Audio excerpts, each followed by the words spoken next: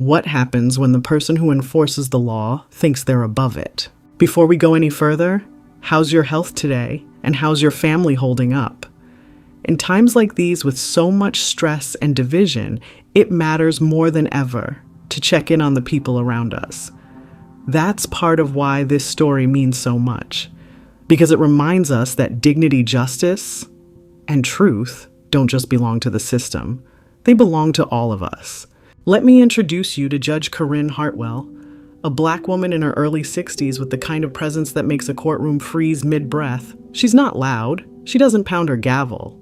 But when she speaks, entire systems listen. So what happens when someone like her is publicly insulted by a police officer sworn to serve under the very laws she helped write? This isn't just a story about disrespect. It's about power perception and a quiet kind of justice that echoes louder than any shout. Because on that day, in that packed courtroom, something happened that shifted the public conscience forever. And it all started with a viral moment, a cold courtroom silence, and a young girl's camera phone. It was a rainy Monday morning in the heart of Washington, D.C., when the trial began. Civil Courtroom 5C was filled to capacity. The sound of wet umbrellas, collapsing boots squeaking across the polished floor, and whispers about the viral judge hung in the air. Outside the courthouse, a steady crowd gathered beneath clear plastic ponchos and oversized umbrellas. Some carried handmade signs, some brought flowers. Others just stood there watching, waiting. Judge Corinne Hartwell entered the courtroom quietly flanked by the stern-faced bailiff. She didn't need an announcement. Her reputation had arrived 10 minutes before she did. A daughter of Mississippi sharecroppers, Corinne had graduated magna cum laude from Howard University in 1982. She went on to become one of the lead architects of the Federal Police Reform and Community Oversight Act, passed during the national reckoning of the early 2020s. Her courtroom was known for precision, not politics. Her sentences were measured, not mean. But anyone who knew her knew one thing above all: Corinne Hartwell didn't play. That day, though, something was different. The courtroom wasn't just packed with legal professionals. There were students from Howard Church, leaders from Anacostia, retired veterans, and curious tourists clutching cell phones. The name Officer Rachel Keene had drawn them all in. Rachel was a white patrol officer from the 3rd Precinct with 10 years on the force and a reputation for hard instincts. She stood accused of the wrongful arrest and public mistreatment of Terrence Baylor, a Black college student she had pinned to the ground during a routine traffic stop.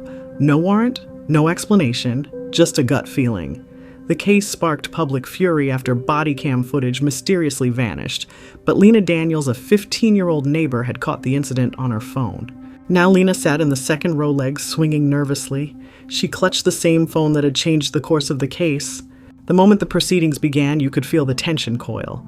Prosecutor Thomas Ward, a middle-aged white man with slicked-back hair and tired eyes, had tried to delay the case multiple times. He insisted the charges were overblown. Judge Hartwell denied every motion. The court recognizes the urgency of transparency, she said on record. Delays dilute the truth. Sitting beside Ward Officer Rachel Keene looked unimpressed. Her uniform was crisp and her expression unreadable. She sat with her arms crossed, watching Corinne like someone eyeing a chess opponent waiting for her move ready to pounce. But Corinne didn't move. She listened. She took notes. She asked narrow, surgically crafted questions. And when Rachel finally took the stand on the 3rd day of the trials, she did so with a swagger that was palpable. I acted based on instinct, Rachel told the court. Training can't replace experience, and sometimes your gut tells you what the law can't. Gasps rippled through the gallery. That's when she turned her eyes to Judge Hartwell and said, cool as ice, I don't take orders from people like you. The room went silent. Even the ceiling fans seemed to stop. Corinne didn't raise her voice. She didn't twitch. She simply leaned forward, removed her glasses, and replied, I trained your boss, and I wrote the laws you're quoting. That was the moment Lena began recording. In the 22-second clip that would soon circle the nation, Rachel shoves her chair back aggressively. The metallic scrape echoes through the courtroom like a slap. Corinne, unmoved, looks her straight in the eye and says, You carry a badge, but you don't carry a burden. Lena's video caught every word, every breath, every detail. Within hours, quiet justice was trending. By day's end, more than 6 million people had seen it. Pastors quoted it. Teachers wrote it on blackboards. Civil rights leaders replayed it at rallies. But inside the courthouse, the trial was still underway. Enter Tracy Ellis, the court clerk. She'd been with Judge Hartwell for almost a decade, a detail-oriented black woman in her 50s with a love of gospel music and hot green tea Tracy didn't trust. Officer Keene from the moment she saw her name. "Something's wrong with that woman," she whispered to Corinne that first day. Corinne Evercom replied, "Then go find out what." During the lunch recess, after the viral clip, Tracy dug deep. She combed through internal affairs records, archived personnel reports, and eventually uncovered a sealed disciplinary file marked internal only. It wasn't just one incident.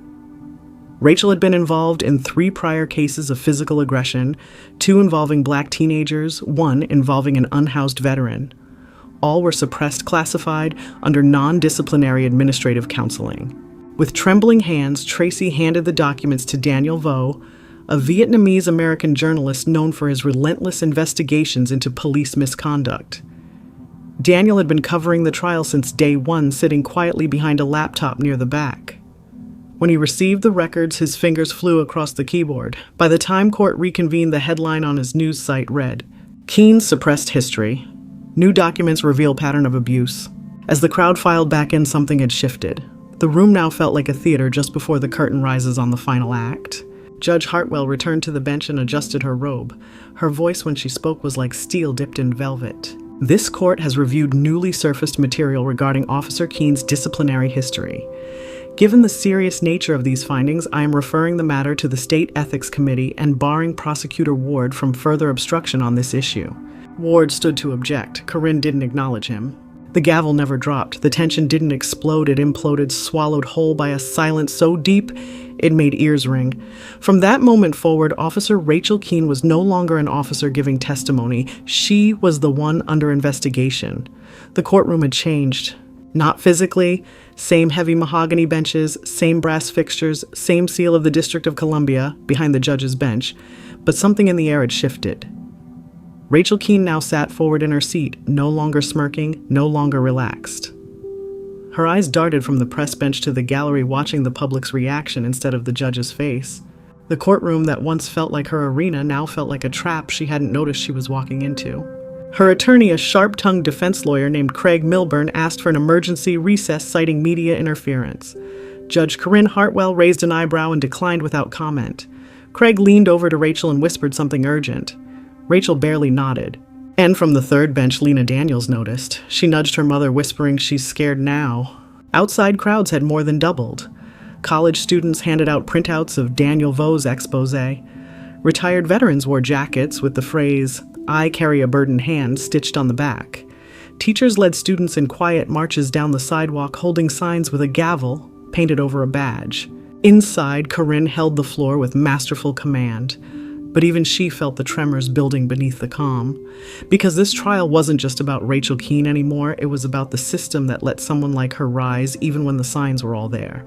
When the suppressed disciplinary records were read aloud into the record, the courtroom went quiet again. First incident. In 2017, Rachel Keene tackled a 14-year-old black boy outside a library after he refused to disperse. Video footage showed him reaching for his inhaler before she slammed him to the ground. Internal review officer acted within discretionary bounds. Second incident. In 2019, a homeless veteran named Raymond Coates was pushed down a subway stairwell during a stop and search. Witnesses claimed Keene laughed as she walked away. Coates filed a complaint.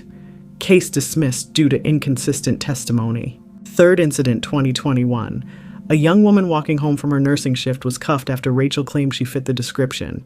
She was forced to strip in the precinct for a non-existent warrant. No charges filed, no report submitted. One by one, the ghosts emerged. One by one, Corinne entered them into public record. Rachel sat silent, her attorney now sweat-stained and visibly angry. Prosecutor Thomas Ward tried to interrupt. "Your Honor, I move that these records be stricken from the record as prejudicial." Corinne didn't even blink. This court finds the public interest outweighs any claim of prejudice. Ward stood. "You're setting a dangerous precedent."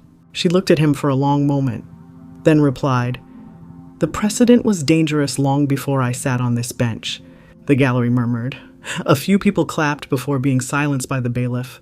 Corinne didn't smile, but Tracy, sitting just off to the side, allowed herself the faintest nod of pride. She'd known this day would come, and she'd waited for it.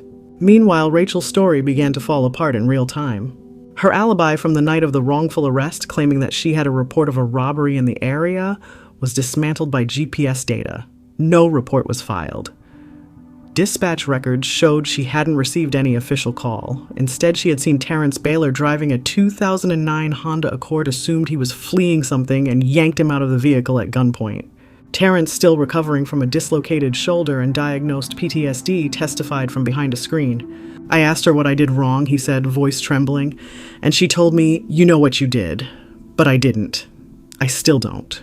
When asked why he didn't resist, he looked toward the floor. "Because I thought she'd kill me if I moved." The jury watched him intently. They scribbled notes, but they didn't look at Rachel, not anymore. That afternoon, the courtroom grew hotter with pressure. A national spotlight began to bear down on everyone in that space. Networks like CNN and MSNBC began airing live updates. News anchors quoted Corinne's viral line as if it were scripture. "You carry a badge, but you don't carry a burden." Inside the chamber, Corinne issued a warning. "This courtroom is not a stage. It is not a social feed. If anyone records again or attempts to perform for the camera, they will be removed." The crowd obeyed, but the eyes stayed sharp. The mind stayed focused. That evening, a second video began circulating, this one not filmed by Lena Daniels, but by an anonymous courthouse employee. It showed Rachel in the hallway during recess, slamming her hand against a vending machine and muttering, "I should have been promoted 2 years ago if it weren't for people like her." The her was unmistakable. The video showed Rachel turning to the camera and realizing she was being watched. She backed away slowly, expression tight. Reporters picked it up within minutes. And suddenly, the defense's entire claim of professionalism and respect unraveled like a cheap suit. The public reaction exploded. People brought flowers to the courtroom steps. Veterans laid down medals. Local pastors led a prayer vigil outside, holding candles and reading passages about justice and truth. An elderly black woman was overheard saying, "My mother marched in Selma. Today I marched to the courthouse." And through it all, Judge Corinne Hartwell never raised her voice, never stood up in anger, never cracked her gavel in fury. But her silence grew louder, her words cut deeper, and her command became something other judges would soon be trained to emulate. The system was trembling.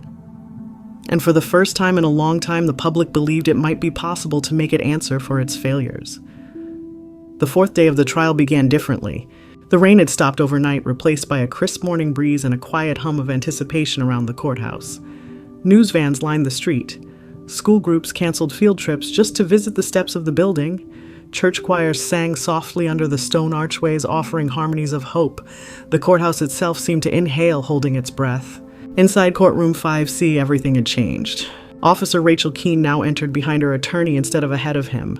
Her uniform was traded for civilian clothes, a beige blazer over a gray blouse, the colors muted, almost apologetic.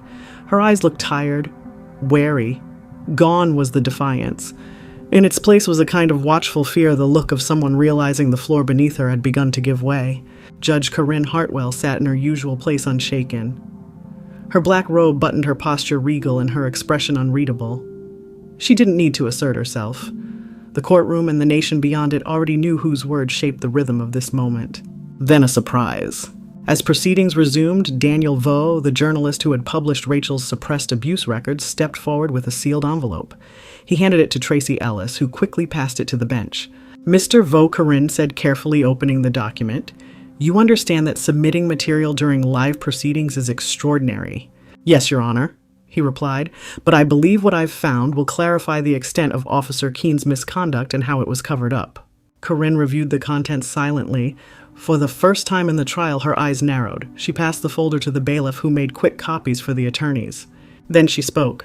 "This court has just received verified documentation from the Internal Affairs Division of the 3rd Precinct. The documents include email correspondence between Officer Keene and her superior, Captain Russell Denham, dated 1 day after the wrongful arrest of Mr. Baylor." The room tensed. In these emails, Corinne continued, "Captain Denham instructs Officer Keene to dispose of the body camera footage and suggests fabricating a dispatch report to justify the stop. The language used indicates direct coordination to suppress evidence." Gasps broke out. A woman in the 3rd row whispered, "My God," under her breath. Corinne wasn't finished. Further emails suggest that this was not the first time such coordination occurred. Phrases like, and I quote, "same procedure as last time" and "follow Keene's format from 2019, she paused, letting the words hang in the air, demonstrate a pattern of obstruction and misconduct beyond this case. Rachel's attorney leapt to his feet. "Your Honor, we were not informed of these documents during discovery." Corinne turned her full gaze on him. "Because they were hidden by your client's department, and it appears your client may have participated in the concealment." Rachel shrank visibly. Her jaw tensed, her hands clasped in her lap. The entire courtroom could see the shift, the cold unraveling of her defense, the cracking of her composure. Her attorney tried to respond, but Corinne raised a hand. "This court will be requesting an immediate subpoena for Captain Denham and initiating a federal inquiry into the conduct of the 3rd Precinct." Even Thomas Ward, the reluctant prosecutor, looked stunned. He rubbed his temple as if trying to hold together his rapidly unraveling strategy. Rachel, for her part, seemed paralyzed. The strong, assertive officer who once claimed she didn't take orders from people like you now stared at the floor speechless. Her career, her badge, her reputation now circling the drain. But the most powerful moment came next. From the witness bench, Terrence Baylor was recalled by the prosecution. His voice was steadier now, more resolved. "They kept saying I was lucky to be alive," he said, looking out at the jury. "But you know what I realized?" Everyone leaned in. "I wasn't lucky. I was supposed to be dead." Silence. "I was supposed to be another hashtag, another angry tweet, another protest sign." She thought nobody would care, but someone did.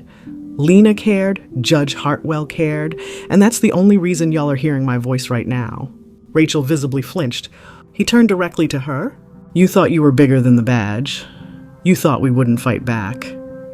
But this courtroom, this moment, this is what fighting back looks like." Corinne gave a subtle nod. And then, without warning, Rachel stood up. "I want to say something," she said aloud. Corinne paused. "Are you prepared to waive counsel and speak freely?" Her attorney whispered something urgent, shaking his head. Rachel brushed him off. "Yes," she said, "I need to say it." The judge allowed it.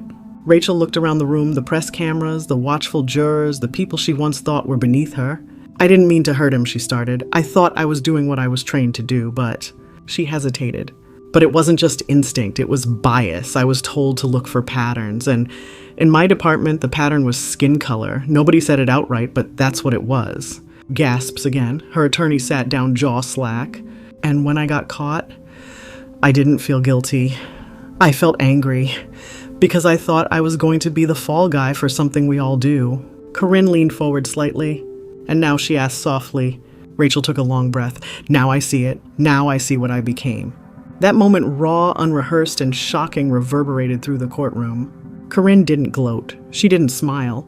Instead, she said, "This court acknowledges your statement, and it will be entered into the record under oath with the full weight of accountability that implies." Rachel sat down slowly. No applause, no anger, just a heavy settling silence. That day marked the moment when the courtroom ceased to be a battleground and became a reckoning. The walls hadn't moved, the judge hadn't raised her voice, but the ground had shifted. And the truth had spoken. The verdict came on a Thursday. By now, courtroom 5C felt less like a legal chamber and more like the nerve center of a national movement. Outside, the sidewalks were packed shoulder to shoulder. Local businesses brought hot coffee for the crowd. Street vendors gave away small cards printed with the phrase "Quiet Justice" beneath a picture of Judge Corinne Hartwell in profile. Inside, the courtroom was packed tighter than ever. Even security guards stood shoulder to shoulder, tense but respectful, aware of the moment's gravity. Judge Hartwell took her seat with the same deliberate grace she always carried. A single nod to the bailiff began the final proceedings. "We are here," she said, her voice calm but steely, "to receive the jury's decision in the civil trial of Baylor vs. Keene regarding unlawful detainment, use of force, and intentional emotional distress." 12 jurors sat rigid, their eyes forward.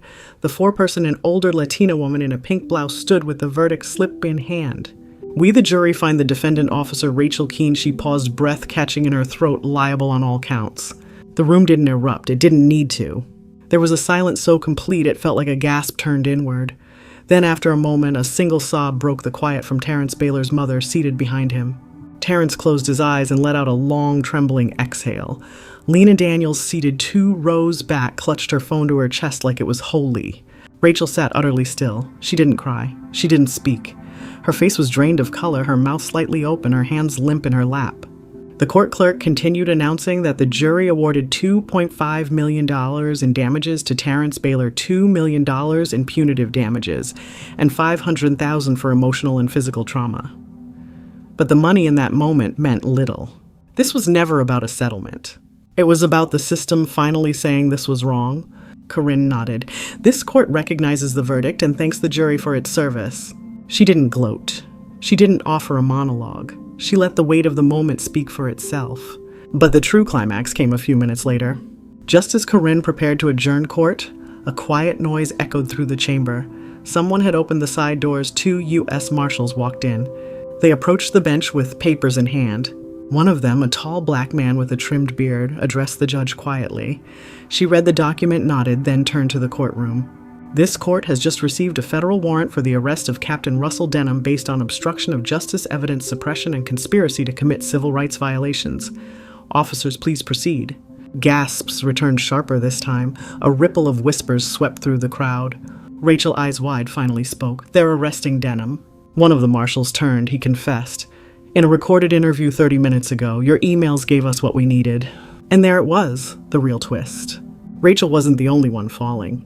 Her captain, the man who covered for her, promoted her, protected her, and taught her how to manipulate the system, had cracked. And in doing so, he validated everything this trial exposed. The courtroom buzzed like a live wire. Outside, the news hit within minutes. Reporters shouted into microphones, phones lit up, cars honked in support, people cried on the courthouse steps. Back inside, Corinne stood slowly. Let history remember this day, not as a spectacle, she said, her voice rising just enough, but as a statement. She turned toward Rachel. You were given power. You misused it. But you were also part of a system that trained you to misjudge, misread, and mistreat people who didn't look like you. Then she looked to the gallery, scanning the rows of watching faces. And let us be honest, she continued. One conviction will not fix what's broken, but this is a crack in the dam, and cracks can become floods. The gavel came down not in anger, but in closure. Court adjourned. And the room didn't cheer. It rose. People stood quietly, reverently. Veterans saluted. Pastors clasped hands in prayer. Teachers held up their lesson plans as if to say, this is what we'll teach tomorrow. Lena finally hit send on her last video clip. The one of Corinne saying, let history remember this day. It reached 1 million views in under an hour. Outside, the crowd had grown into the thousands. Flowers blanketed the courthouse steps. Children laid toy gavels at the front doors. Young black girls wore T-shirts with Corinne's silhouette above the words, calm is not weakness. A local pastor raised his hands and said, let the Lord bless the burden bearers. The press crowded around Terrence Baylor, but he didn't say much. He just looked into the camera and said, I can breathe. And that was enough. Corinne exited through a side door. No press conference, no statement, just a simple wave to Tracy, who stood waiting near the stairwell. You did it, Tracy said, eyes glistening. No, Corinne replied, we did it. They walked together slowly out of the building and into the light. A week after the verdict, the flowers still lined the courthouse steps. They came in waves, tulips, lilies, and handmade paper roses from school children. Veterans placed challenge coins at the front steps. Nurses left handwritten notes. Choir members from local churches returned each morning to sweep the sidewalks and sing softly beneath the flag. It wasn't a celebration. It was a memorial for what had been lost, for what had been endured, and for the people who never got their day in court. Judge Corinne Hartwell sat in her chambers with a fresh cup of mint tea. Her robe hung neatly on a hook behind her desk. The court was in recess until Monday, but she remained at her post responding to letters from students' parents, even other judges. Some were handwritten in shaky cursive, some were angry, most were filled with gratitude. There was one from a retired judge in Georgia. I watched you hold a room without raising your voice. We've been waiting 40 years for a bench like yours. Another from a group of black law students in Chicago. You made us believe again, not in the system, but in the people willing to challenge it. Corinne folded each letter carefully and placed it in a wooden box on her shelf, labeled, Keep Going. Meanwhile, across town, Terrence Baylor sat on the front porch of his parents' home watching squirrels chase each other through the oak trees. His shoulder still ached sometimes when it rained. He still couldn't sleep through the night without flashbacks. But for the first time in a long time, he felt like the future was still his. He was back at Howard University now, majoring in sociology. He'd accepted an offer to join a legal justice internship that fall. If I can't make peace with what happened to me, He told his advisor, maybe I can help someone else.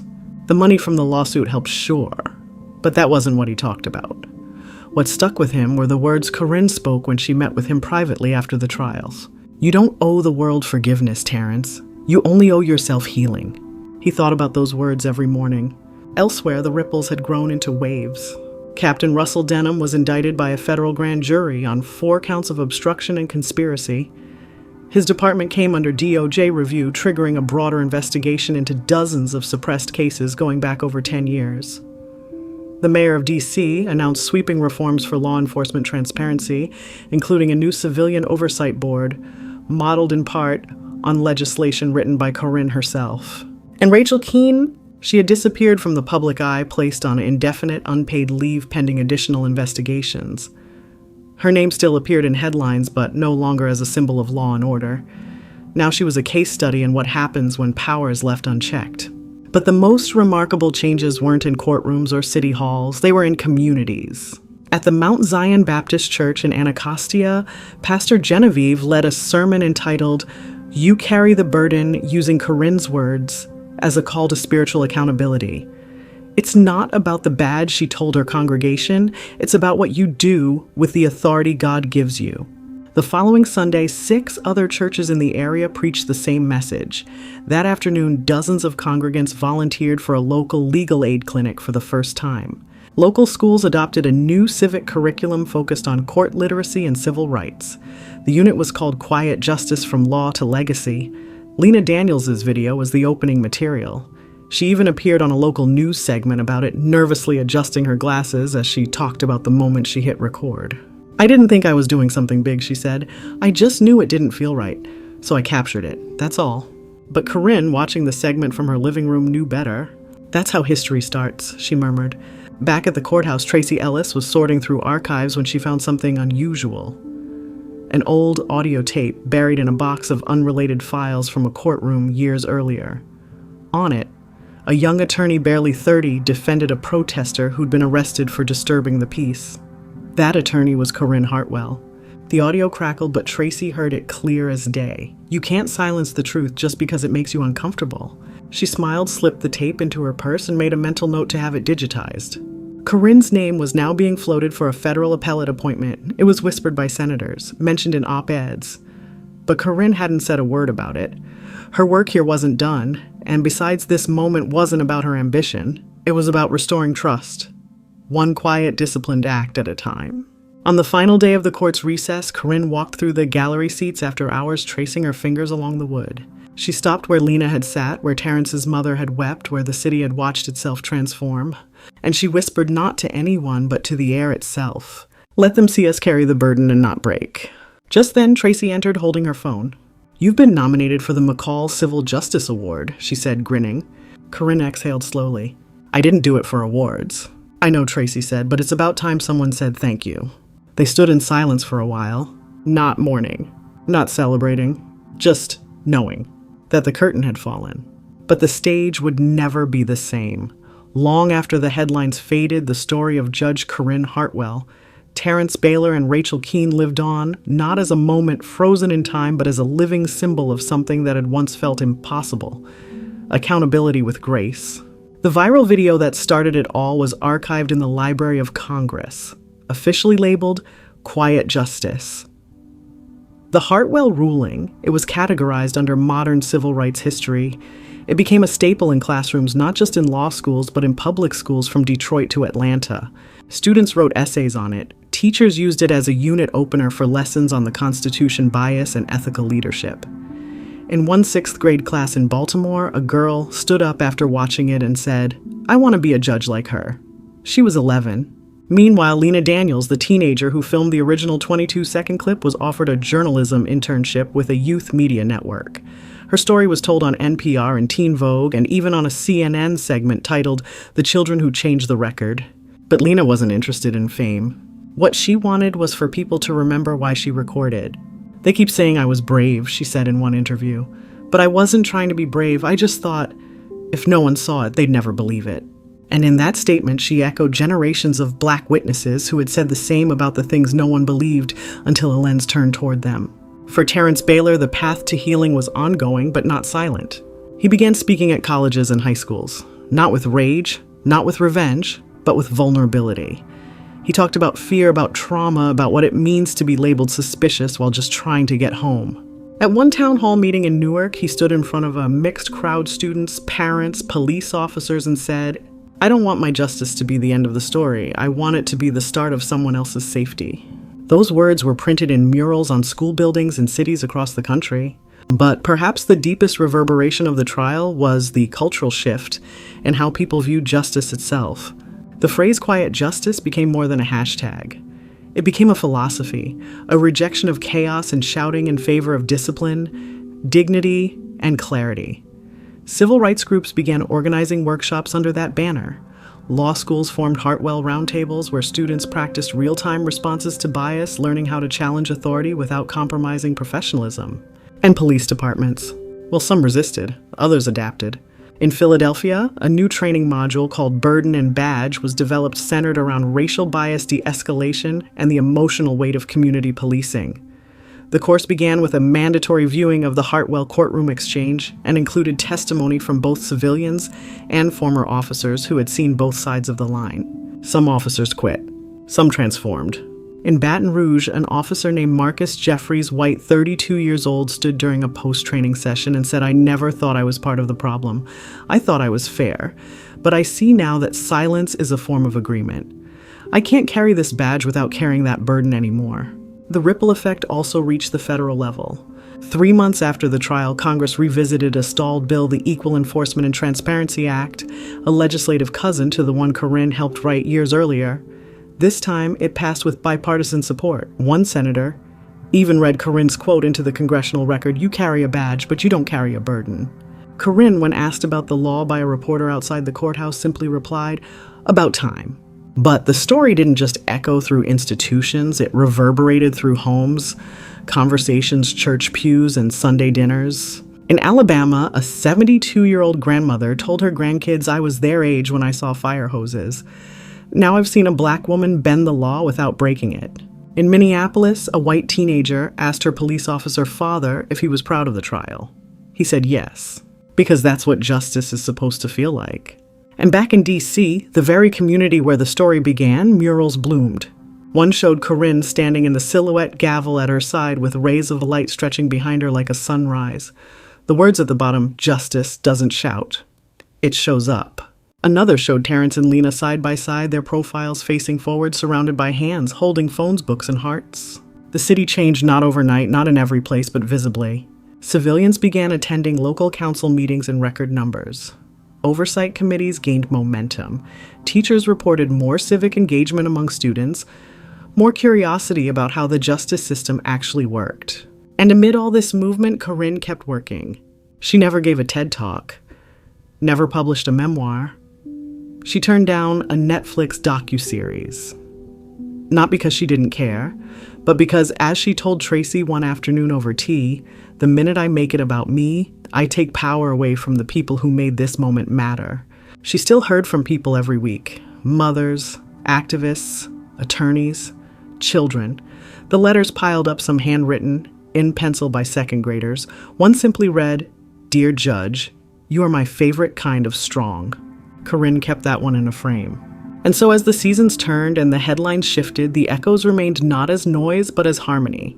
A reminder that justice can be precise, that strength can be quiet, that when one woman stands steady, the world tilts toward balance. And somewhere on a sidewalk, in a church, in a classroom, someone new carries that burden, not as a punishment, but as a calling. Let me ask you something personal.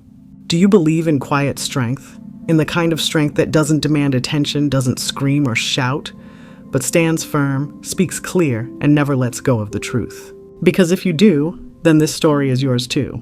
Maybe you saw yourself in Judge Corinne Hartwell, dignified, focused, weary from years of pushing against systems that try to outlast you. Maybe you saw yourself in Terrence Baylor, caught in a storm you didn't create, but forced to survive it anyway. Or maybe you saw a part of yourself in Lena Daniels, young, unsure, but knowing deep in your bones that somebody has to press record. This wasn't just a courtroom drama. It was a reckoning. And what made it powerful wasn't the viral video or the flowers or the soundbite that made headlines. What made it powerful was that a Black woman didn't flinch when power tried to dismiss her. She didn't shout back. She didn't play their game. She rewrote the rules just by standing still and speaking truth. Corinne taught us all something vital. You don't have to raise your voice to raise the standard. And now the baton passes to us.